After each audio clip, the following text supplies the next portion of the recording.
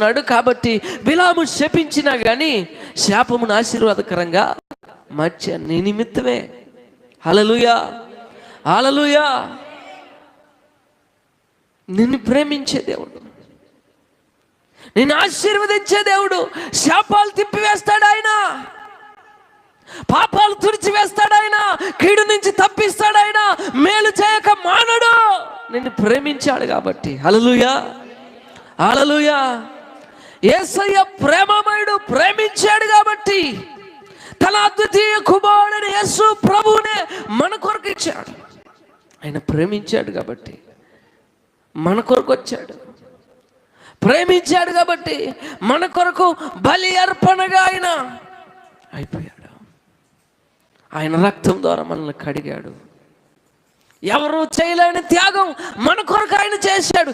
కేవలం ప్రేమించాడు కాబట్టి చేయగలడు.